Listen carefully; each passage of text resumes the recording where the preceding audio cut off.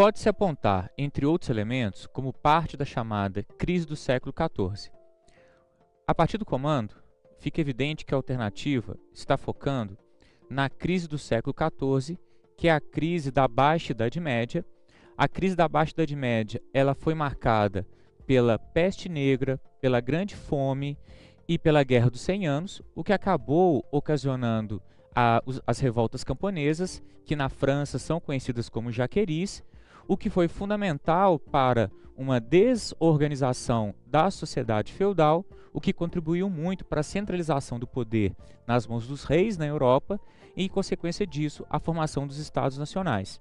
O comando, ele foca em outros elementos, quer dizer, um dos elementos da crise está sendo abordado no texto e ele quer que você identifique nas alternativas outros elementos. Então, nós temos que ler o texto e identificar qual é esse elemento abordado para que nós possamos buscar o outro elemento correto nas alternativas.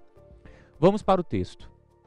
Entre 1315 e 1317, sucederam-se pesadas chuvas por todo o norte da Europa Ocidental, de forma tão intensa e ininterrupta que os campos são devastados e as colheitas perdidas, gerando uma situação de calamidade para o mundo camponês e que se soma aos vários anos bons que haviam levado o preço dos cereais a níveis bastante baixos. Sem colheitas e sem poupança, o mau tempo inaugura o grande movimento de crise do século XIV. Então o texto ele foca na grande fome que marcou ali os anos de 1315 e 1317, então nós vamos ter que buscar nas alternativas outros elementos dessa crise do século XIV, ou vai ser uma alternativa sobre peste negra, ou sobre Guerra dos 100 Anos, ou sobre as revoltas camponesas, que na França são chamadas de jaqueris. Alternativa A. O progressivo processo de enfraquecimento das monarquias nacionais, em especial da França, diante da forte resistência liderada pela fração da nobreza voltada aos negócios financeiros. Bom, a alternativa A ela está errada. Nós estamos tratando da crise da sociedade feudal. É uma sociedade com poder político descentralizado nas mãos dos senhores feudais, e isso vai acabar gerando a formação das monarquias nacionais. Então, nós estamos caminhando para a monarquia nacional e não para o enfraquecimento dessas monarquias, o que já faz a alternativa A uma alternativa errada. Além disso, a nobreza de caráter feudal, ela foca o seu esforço econômico no campo e não nas negociações financeiras. Quem vai tratar dos negócios financeiros são os membros da burguesia, o que fortalece o erro da alternativa A. A alternativa B. A enorme disparidade entre a frágil produção de alimentos e o crescimento da população europeia, este resultado da ausência de conflitos bélicos e de revoltas populares importantes. Pelo contrário, nós temos aqui conflitos bélicos sim na crise do século XIV, que é a Guerra dos 100 Anos, entre a nobreza feudal inglesa e a nobreza feudal francesa, e nós vamos ter as revoltas camponesas também, o que já faz com que a alternativa B esteja errada. A alternativa C. O efeito positivo das revoltas camponesas para a maioria dos trabalhadores dos campos e das cidades, especialmente na Europa Oriental, pois houve para estes consideráveis aumentos salariais e a concessão do direito à sindicalização. Bom, a alternativa C ela está errada. Os sindicatos eles vão ser legalizados, no caso da Inglaterra, por exemplo, em finais do século XIX, então está completamente fora de contexto.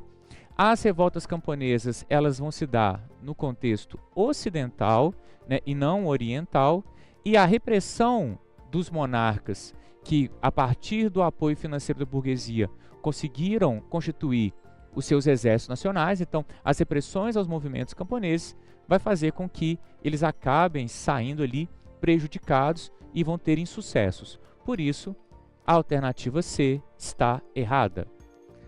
A alternativa D. O descompasso entre uma produção de mercadorias sempre menor do que a entrada de metais amoedáveis na Europa, provocando um inédito processo de hiperinflação que paralisou a atividade produtiva no final do século. A alternativa D também está errada. Quando você tem um grande fluxo de metais preciosos para o Oriente Médio, por exemplo, que eram utilizados os metais para a compra de especiarias, você vai ter uma ausência de metais preciosos no mercado europeu. Com a ausência, você não tem uma hiperinflação, você vai ter uma deflação, uma diminuição dos preços do produto por ausência de metal para aquecer a economia, o que faz com que a alternativa D também esteja errada. A alternativa é a conversão da prestação do trabalho gratuito, a corvéia, ao senhor, pelo pagamento em produto ou em dinheiro por parte do servo, que representou um dos passos em direção à dissolução dos laços serviço. A alternativa E está correta, ela está focando ali de fato no século XIV. Quando você tem o contexto de baixa Idade Média, que vai do século XI com as cruzadas até a crise da sociedade feudal no século XV, se percebe com muita clareza uma valorização da moeda. Essa moeda, nos núcleos urbanos, nos burgos que estão sendo constituídos, ela é utilizada para a compra das especiarias. Muitos dos senhores feudais não tinham acesso à moeda, porque eles tinham basicamente uma fazenda, que é o feudo, que produzia alimento.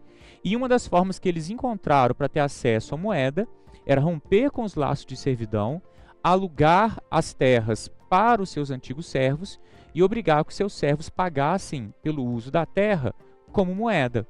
E aí nós vamos ter um sistema de arrendamento, né? Ele tem que vender o alimento, o servo tem que vender o alimento que ele produziu na terra arrendada e pagar ali o aluguel do arrendamento com moeda, o que acaba capitalizando o senhor de moeda, e aí ele pode, no núcleo urbano, comprar os produtos, as especiarias que ele desejar. O que faz com que a alternativa E esteja correta.